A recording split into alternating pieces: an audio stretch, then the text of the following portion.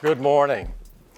This is my first product launch since being named CEO. I'm sure you didn't know that. Guys, the day has come. Tim Cook is stepping down as Apple's CEO with John Ternus taking his place while the company is at an all-time high. Samsung seems to be still working on the successor for the TriFold, though the changes are interesting. Motorola just announced that its new RAZR is coming, but I'm not sure you're going to like everything. And yes, Apple seems to be looking for a creative solution to not affect the price of its future iPhones by much. I'm Jaime Rivera, and it's time for these 4 interesting topics. This is Tech Briefing powered by MediaTek. The official news today begin with Motorola, as we were kind of expecting. Yeah, the company has just confirmed its event for April 29th, and I will be there covering it live. A sort of teaser video highlights new color options, such as the purple quilted finish, along with black fabric and green variants, and possibly a red Motorola Edge model for some markets. Some upgrades are expected. The base RAZR 2026 may include the newer MediaTek Dimensity 7450X chip, a larger 4800 mAh battery, and the 50-megapixel ultra-wide camera. The RAZR Plus is said to get a bigger 4500 mAh battery, but otherwise remain largely unchanged, keeping the Snapdragon 8S Gen 3 chip from the 2024 version. That being said, I don't know how I feel about the other batch of news. See, a new report suggests that Motorola's 2026 RAZR lineup will launch with a noticeable price increase in the United States. According to D-Labs, the base RAZR 2026 will have 8 gigs of RAM, 256 gigs of storage like last year, but will start at $799, while the RAZR Plus 12/256 at $1099. And then the RAZR Ultra 16/512 gigs jumps to $1499, and the RAZR Fold is listed at $1899. That's a $100 increase for the RAZR Plus and $200 in the Ultra, despite reportedly offering mostly the same specifications as this year's model. Sales are reported to begin on May 21st. I know it's kind of controversial. I'm curious to know what you think about all this in the comments. When it comes to Samsung's foldables, it seems the company isn't necessarily done with launches, as we've heard in rumors. Yes, we've just talked a lot about the Galaxy Z Flip 8 and its minor changes. We've heard about the Galaxy Z Fold 8 also following suit to a certain degree, but still bringing some key improvements. Heck, we've even heard about the Galaxy Z Wide Fold, which might come to replace the Galaxy Z TriFold, which, again, sold out quickly and is by now probably discontinued fully. I mean, the wider fold does make sense, and less moving parts is also a smart move from a manufacturing perspective.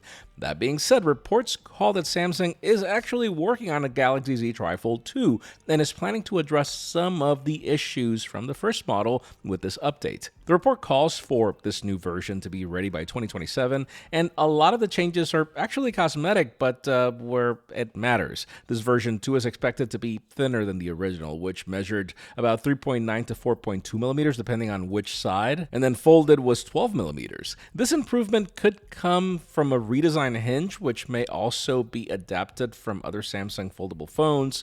What we don't know is if the hinge technology will change as part of the deal, so I would keep an eye on the next Galaxy Unpacked for a glimpse at this, though yeah, not sure if we're also getting a new chip. Let me know what you think about this possible new device in the comments. Listen, I know what you're thinking. Samsung just raised prices, Microsoft just raised prices, and all while Apple just dropped prices and has launched bold new products like the MacBook Neo in such a disruptive way.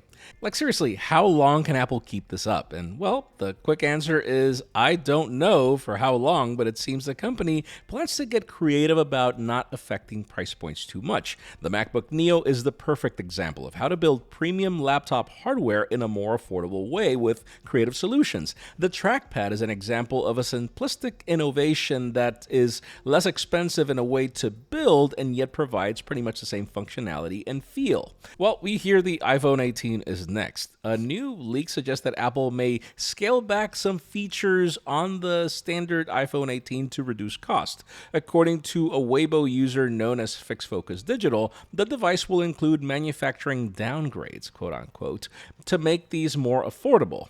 These changes are said to affect areas like production methods, chips, and memory, though specific details are not being confirmed. And listen, since the iPhone 18e is also rumored to come, we know the bar can't be set that low, as the iPhone 17e was built like a tank. And hey, with the iPhone 17 being so successful after Apple bestowed it with everyone's favorite Pro features, it's clear the company can't sacrifice much with this phone, but we'll see. Again, it might be that we're just getting creative solutions to get pretty much the same phone. I'm curious to know what you think about these possible changes in the comments. And before we get to the hottest news, let me tell you about today's sponsor, MediaTek. When you look at or try out the CMF Phone 2 Pro, the first thing you'll think is there is no way this phone costs just $279. The design is gorgeous. It has a triple camera system that's modular with optional accessories. It's got a great display, performance, and battery life. But what really makes this possible is the power of MediaTek's Dimensity 7300 Pro. Its 4nm architecture enables support for great quality displays, accelerated gaming, the latest forms of connectivity, and top-tier AI computing at a more affordable price. It's the reason brands like nothing trust MediaTek for devices like these. Thanks to MediaTek for sponsoring this video. And finally, for the hottest news today, wow, this is a major day in the world of tech, as Tim Cook has just announced that he's stepping down as CEO of Apple. John Ternus will be the new CEO starting September 1st, just in time for the next iPhones. And listen, we saw this coming. Tim Cook mentioned that his succession was a natural progression, but I will admit I am a bit nostalgic. Under Tim Cook, we saw the company go from $350 billion in market cap to a crazy $4 trillion today. Within, we've seen bold new products like the Apple Watch, AirPods, the reinvention of the iPhone, and honestly, my favorite, which is the reinvention of the Mac with Apple Silicon. Under his tenure, his moves have re-energized wearables, audio, smartphones, and the PC industry in ways no one would have ever imagined. And hey, not all moves were perfect, but overall, Tim Cook leaves to become executive chairman at an all-time high for the company. But see, this is where the choice of John Ternus makes so much sense. I think I saw him for the first time in like the 2018 iPad Pro keynote, but then we saw him announce the M1 MacBooks. He was later promoted to SVP of hardware engineering, and right after that, we saw Apple go from this obsession over thin and light to focusing on serving each consumer with the right function over form for each product line. The new MacBook Pros are so good that I know people that are still swearing by their old M1 Macs. The new Pro iPhones have quickly become the creative tool of choice for many of us. iPads that finally grew up to be better computers without ending what made iPad special, and wow, a new MacBook Neo that just disrupted the PC industry so hard at a time when everyone else is raising prices. If you think of it, most, if not all of these common sense moves have happened with John Ternus running hardware, and it's that reason that has me excited about him as the new CEO. In today's question, let me know. What would you say was your favorite product launch during the Tim Cook era? Because in my case, it's a tough one. It's a mix between the iPhone X, the first Apple Watch, and the M1 chip.